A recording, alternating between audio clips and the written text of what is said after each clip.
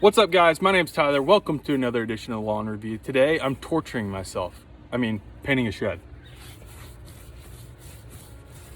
Guys, I'm going to show you exactly how my wife and I took this old, worn out, dingy garden shed into the year 2022.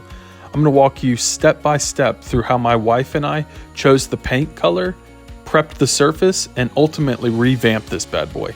If you have any ideas on how my wife and I can further improve this shed, please don't hesitate to throw it in the comment section. Love the feedback.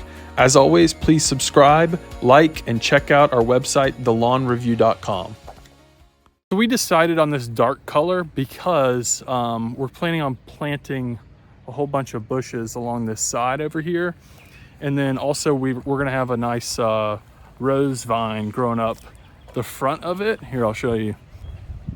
And we think, just up and around here, nice rose vine. We think the dark color will really complement that green and really make the red roses, or they're kind of pink roses, really pop. We were deciding between white and, or like a lighter color and this dark color. And I felt like a light colored paint would get dirty a lot easier than a dark colored paint like this. But guys, the exact paint we chose was Behr Premium Plus paint and primer, and it was an exterior flat finish. We didn't want to go with anything shiny or anything too matte. I felt like this was a good compromise. So in terms of prepping the surface, what we did is we went around with a hammer and hammered in some of the nails that had started to back their way out. And then we went around with a little hand kind of sander and sanded down some of the flaking paint. And then there were some places on the front that had rotted, some cross beams on the door that had rotted, and so I pulled them off. Forgot to film that, but pulled them off and replaced them.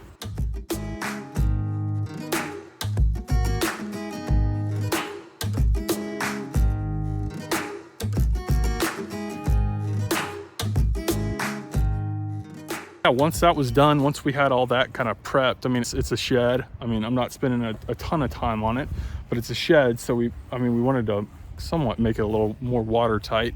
It was already in pretty good shape. So basically, yeah, that was the prep work that we did. And then we got to painting. Basically, after we prepped the surface, nailed in all the loose nails, scraped away all the flaking paint, we're just going around with a little hand brush and filling in these crevices.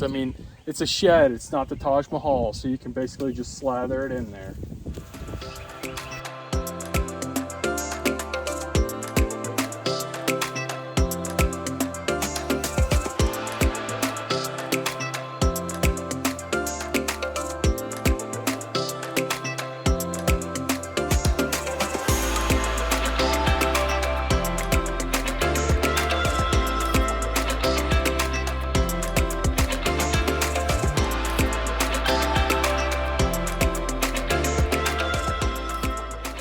And then we went along with a roller, and I'll show you actually on this side. We'll roll the big flat pieces with a big roller.